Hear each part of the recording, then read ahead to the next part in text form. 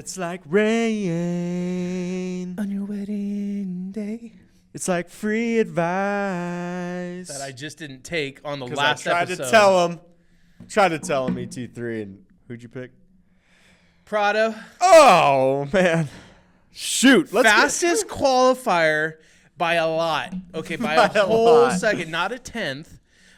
Jorge Prado. What'd that get him? Cooking in qualifying. I was like, this dude's winning tonight. This guy's charged up. There's not a chance anyone else is. And then he torn Endonesia. Oh, labrum. That's surgery. Aye. Apparently, it's just a slightly torn labrum. But no, it doesn't just end there. My wild card, Christian Krampus. Krampus? Took a damn fall and now broke his hand or something, like 3 fingers, I heard. You don't need him. Gosh, you don't dude, need him. I got 15 points, guys. Yo. Like I feel like Rocky Mountain gave me 15 points just to be like, here, you poor guy. I think so too. I think Chase or someone in the back end kind of was just like, you know what? This guy picked Prado. And they probably just boosted you up there a little bit. But 15 points coming from your boy, he got 67 points. 6-7. But one time, I was super close to having the top 5 100% correct. Yeah. Until Hunter did the stupidest thing he's ever done in my entire life of watching Supercross ride. That was the dumbest thing ever. And he's like, yeah, I just had a little bit of a brain fart. No, that was not a brain fart. You went full, like, Tourette syndrome on your bike. Own it, Hunter. Own it. You took him out. What a... And the problem with that Suzuki, man, it's a beautiful-looking bike, and it runs good. But it don't kickstart when they're hot. It don't start. And homeboy, Roxon, was top 3 in the points, looking real good until that 10th place finish. So solid. He could have picked up his bike. He could have started it like a normal human being. Exactly. Obviously, Hunter was coming for him, okay? He was going to get past, no doubt. He was going to get past. Yeah. Fine. Hunter could have had a podium spot. Kenny would have been, I wouldn't say he would have been happy with the 4th, but he would have been happier than what he get 10th. Oh, he would have been a lot happier. Yeah. No, and now he's got 10th, and I'm not sure where he is in the points, but back. Guys. Back 40. Welcome back. This is RM Fantasy Group. We're Dirt Tricks, obviously, for 2026. This is Zach. Right next to me, I am Clint. Welcome, guys. Now it's crunch time, okay? And I'm about to give up. I'm gonna need counseling after this today, but we're going to week 7, right? We're going in, guys. And listen, we're gonna close this group at round 10 just to prevent the snipers from coming and taking your guys' hard work and effort. But I would appreciate if you started telling a little bit of people. We like to get the group around 100. Okay, and I think we're sitting around 60 at the moment. Okay, when it starts to get over 100, there's a lot of variables that play into these. But hey, we're putting out on YouTube. It's an open invitation. Dirt Tricks, one word, no spaces. And search when you go to search groups in Rocky Mountain. We're always giving away cool stuff. At the end of the year or at the end of the season, we got full elite kits going out, sprockets with custom engraving. Yeah, oh yeah. We rotor package. Yeah, we got hookups this year we're doing rotor package. That's a big thing. Yeah. Check these things out, dude. Those are their new rotors. Those are badass. They're so sick. What's better than free? More free? I was gonna say like being paid to have it. Okay, well we can't pay you, but. Yeah.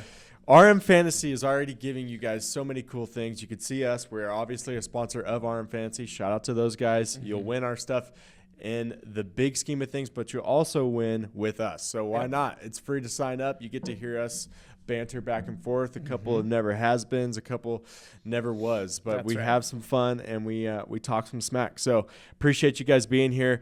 Clint, let's start us out. We had an amazing race in Seattle. We thought – last week, this thing was going to be a full-on mud bog. I did. Back like the back east boys out there with their quads. We saw Sexton getting warmed up on one. And we thought that was going to be the trick. This is it. I think it's called a Brute, the Kawasaki Brute. Kawasaki Brute Force. He's out there. Yep. He was looking good on that. But thankfully, the Brute got put in the shed. Yeah. And the rain wasn't so bad. Shout out to the was it Dirtworks crew, man. Yeah, I mean, yeah. they It was had raceable. everything against them. That they had the Seattle, winning the stupid Super Bowl, whatever. And then but they use that stadium all weekend. Yep, all till Wednesday. Yeah, all and till they had Wednesday 2 days to build the track, keep it tarped while building the track. Like literally, they would build a section, tarp it, and then moved in. Like, good on you, Dirtworks guys. Yeah, it turned out to be an amazing race. Let's start with 250s because we had the local boy. Yep, Lux Turner, dude. Local boy did amazing. Lux Turner. Yep, he did amazing again, and the other local boy to the Portland area, Seattle and PNW, Kitchen.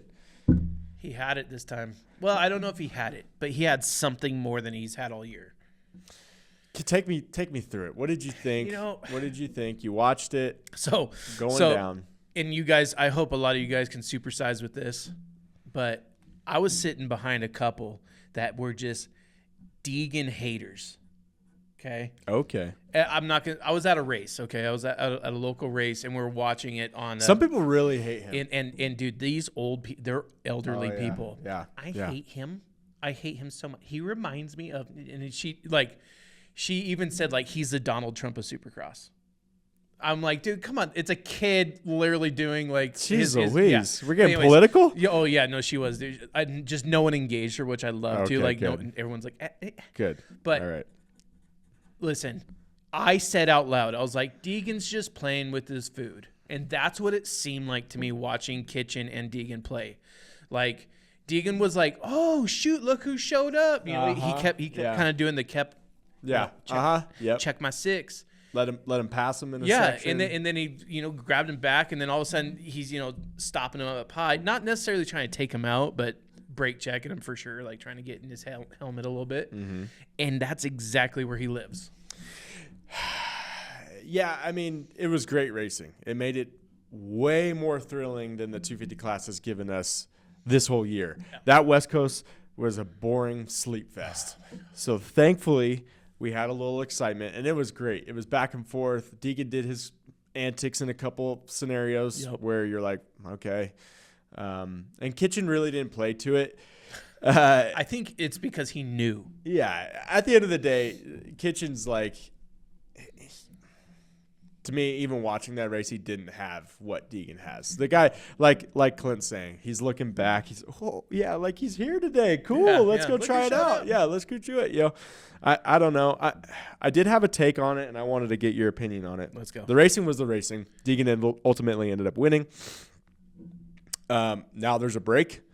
We go to East Coast where we get to see our boy Shimoder. Stoked about that. Yeah, it was so cool that he made it back. He had an injury. He was back injury. Thankfully, he's all good. But anyways, I want to get your take on this. Okay. We've seen this scenario play out with a rider that was very confident, maybe not to the necessary degree of Deegs, but probably pretty damn close. Yep. And a rider that was constantly getting second to him. There was almost two riders in that same scenario. Kitchen is now, I feel, the Dungey. Ooh. Or the Villapoto. I knew one of those I two. I knew that immediately as soon as you said that. One of those two, similar to the J-Law thing, right? Yeah. Shout out to J-Law. What up, J-Law? What's up, dude? Have you tried to get him on the show? Did you try to get him on the show yet? I have not yet. Okay, no, we got to try that. He was the bane of Villapoto and Dungey's existence, mainly Dungey's. Yeah.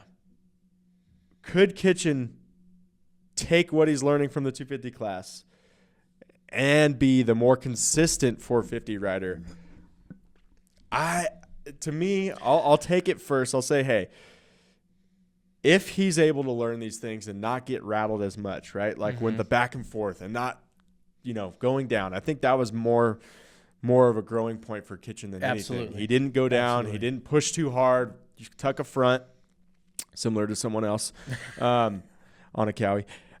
He didn't do that. So I would say this. I'd say all these little things is going to make Kitchen a better 450 rider. God, I hope so, dude, because what's interesting about you bringing this up, and I love that take, by the way, is this was recently brought up on Track Talkers podcast. If you guys aren't watching that, they're one of the groups that we sponsor, and they had almost an identical take where it's like, can you point at any 450 rider right now that said like that guy had such a successful lights 250 career. Yeah. And when he came in, he carried that momentum. Like not many at all come out of the lights class. Well, they don't call it lights anymore. It's just 250. Yeah. But Jet Tomac. Yeah. Like other than that, like, so Cooper Webb had an amazing 250 career. Was horrible the first 3 or 4 years. Yeah. Like really bad. Chase Sexton kind of just showed up in the 250 class on that Honda. Yep. Put in 2 years on the 250 class and just fell limp. Same thing with AP. Unfortunately, AP, I don't know if you guys remember, but Aaron Plessinger had a tremendous, like, so much so that he raced a 250 in the Ticket Destinations or Destinations. something? A Yamaha 250, and he waxed 450s on that thing, dude. Like, dude was flying. Yeah.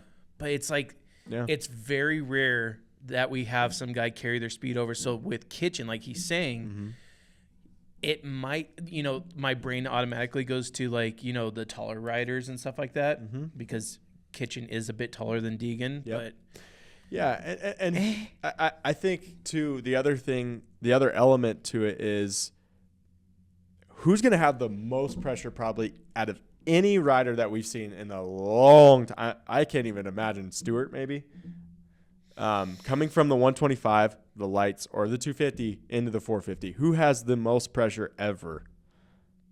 It's got to be Deeks. And who doesn't? Kitchen's coming under the radar, and he's going to kind of be able to grow into this, and hopefully, like you said, hopefully he turns into an awesome 450 rider. Yeah. But I think he's going to be able to have that because Deegan, he's the big fish of this ball pond right now. He really is. And he knows it. The 450 class is a whole nother element. People are going to be expecting him to get a top 3. His first 100%. Time he lines up on that 450. Yes. Kitchen, expect him to maybe hopefully break the top 10. So unfortunately. Yeah. And so maybe there's an element to that where Kitchen could bridge that gap. That's all I'm saying. Yeah. There's a gap right now. Even though they battled their asses off, there's a gap. And maybe the 450 tightens that up a little bit. Maybe. Now this is for you guys to interact here, playing off of where he's going with this. I really like it. So you guys need to get active down in the comments here. I want you to tell me right now who in the 250 class, beside Deegan, looks like they have the most promise coming into 450 class the next couple of years here. Because honestly, I can't think of one. Maybe, you know, we could say like Lux Turner or Nate Thrasher, but beyond those two guys, I don't see anyone really with that kind of like where you're just like, dude, this guy's going to take over. Yeah, we've had some drop down below. Yeah, we've had some bright glimmers, right? Some gold in the pan with like Cole Davies, guys like that, but they've eaten it. They've all eaten crap. So hopefully they stay upright. But we're done with the 250s. Yeah. We know what happened. It was a cool race. Give me into the 450s. The points don't show you did super hot, but I want to get your take on what happened. Before we do that, though, let's shout out our top 3. Yeah. We have Hendog, 450. Welcome to the top. He's in first, and I want to say he's in the top 500 of everyone. So he's doing amazing. So he's got a chance to win a motorcycle. Gas 500 ES is still in the top 3, which is awesome. And then we have is that George? George, I guess, in third. So what a great name, just classic. He's in the top 3. So great job, fantastic there. And let's see, take us through the 450. We had an interesting race, dude. It's, you know, if Parody could be any more courageous in this year. I was on deck. I was so ready to cheer for Plessinger, and it's just once again, I don't know what to say. He's the only full factory pro out there putting in privateer times on the bike. I don't get it. I don't know what he's missing. I don't know if this, you know, mono is very hard to get over and like to move forward in life with afterwards, and maybe that's what we're seeing. Heat 1. Okay, right out of the gate. I didn't think it was a very, like, do you notice sometimes that they put more, like, fast guys in Heat 2 or Heat 1? I think it's because it's the odd and evens, right? For qualifying. During qualifying, but it does seem that way. Sometimes you're like, oh, this is a main event. And that's what I saw in Heat 1. I was like, it was like the most boring. I'm sorry. It was the most boring race I've seen because it's just like there's no one in it. Heat 2 obviously is when you had all the like really fast guys. These days it's really hard to even say like I learn anything from the heats. I don't know about you, but it's like you can't. It's just it doesn't teach you anything. Well, it starts obviously. Eli got what, 3rd in the heat, and so you're kind of thinking, oh, there's some chink in his armor for the weekend for the He's main not race. on it. He's not on it. That didn't prove to be right. I do think you're right with that. I think there's not a whole heck of a lot. And these guys are so good that they're learning from it every lap. They're like, okay, I don't need to push here. I'm going to change this for the main. But yeah. And then obviously the main comes around. And a couple of the players got really good starts. Who were those guys? Let's see. My brain remembers Hunter. Hunter got a bad start. That was it was his worst start of the year. It was Eli. It sure as hell wasn't Prado because I had him picked and he didn't show up to the race. Well, he did show up for the heat. They bowed him out right after the gate drop. He was like, okay, I'm done.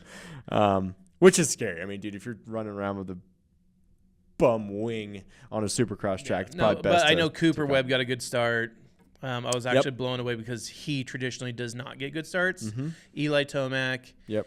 And there was one other guy. Roxon was up there too. Roxon was like 4th going up the straightaway. Yep. Who am I missing? That's it, honestly. Okay. I was just going to say, Eli got that start that, the last 2 weeks have been just the worst luck for the dude. Yeah, no, it's... Getting taken out on the start by your boy, your wild card pick, and then the week before with going to Indonesia. So, did Eli do anything for you? Did he show you anything? No, he really didn't. He just you knew he was going to win. He went grape ape and just kind of hung in tough and didn't do anything spectacular. Yeah. This race was lining up for Webb. Yes. Ruts. Yes. Gnarly ruts. Get the lead. The whole shot. He had it. I thought that's the only thing that I learned from Eli is like, dude, this was Webb's best scenario to get a win. Did you notice that the whoop section went to jumps really quick?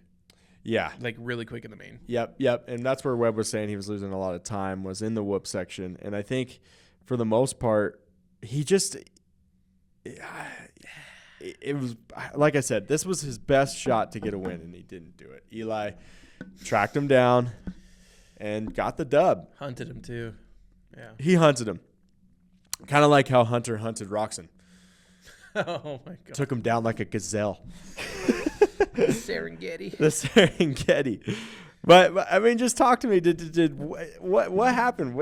This is your boy. This is Roxon we're talking about. I know. And honestly, I don't know, brother. I wish I had some answer for you. I wish he on some podcast said it somewhere, but he's not. I think he's honestly just kind of getting fed up with these small mistakes that cost him every injury that he's had to this point. Okay, save one maybe.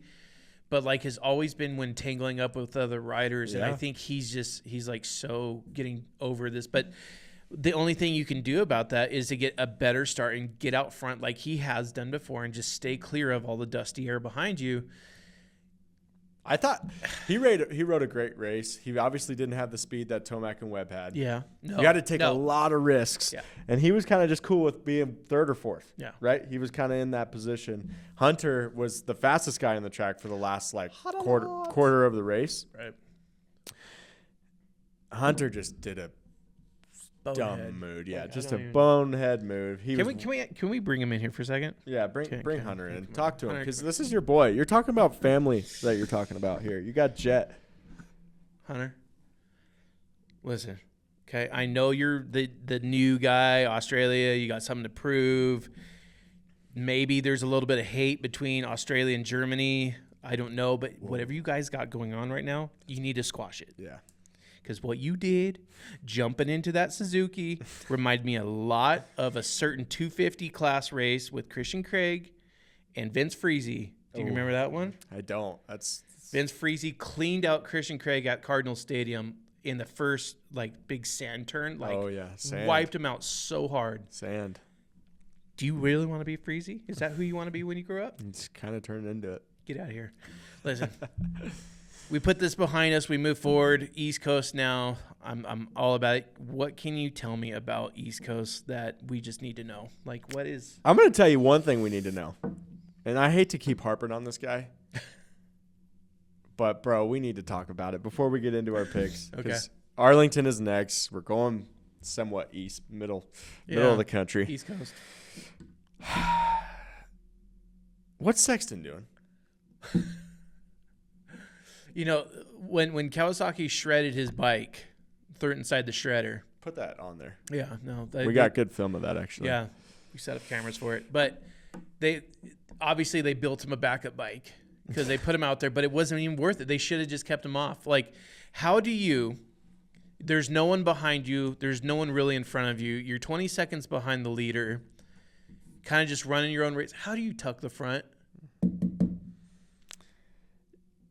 To me. With no pressure from any. Kawasaki. Oof. They did get one win. They got one win. So that's like their saving grace right now. Okay. They're pert near doing the Prado dance again. Sexton's rolling around, not trying. I'm going to say it here first. He is not trying. Not like we've seen him 100% now. No, I mean, I guess, take it with a grain of salt. Not trying and getting a 5th place or 7th or wherever you're at in a professional supercross race.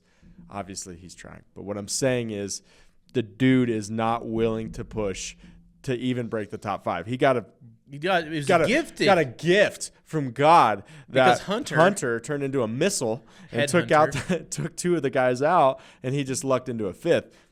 He should have been 7th. Yeah.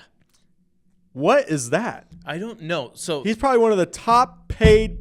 I asked if the top or the not second to Jet, and he's rolling around in a pert near 6th or 7th place on a factory ride. On a factory ride that's got Kawasaki in his palm saying, "What can we do for you? What more do you need? We made you a fast bike with the best suspension, best brakes. We copied Honda as much as we could on the chassis." That's all he wants to talk about is this dang Honda. Yeah. He's just. What do you need? I asked Zach yesterday, and I would like to hear from you guys too. What is it going to take for you to start putting Sexton in your picks again? Because for me, I'm like, dude, I don't think I can. Like from one week to the next, sure, he might have like an amazing weekend this weekend.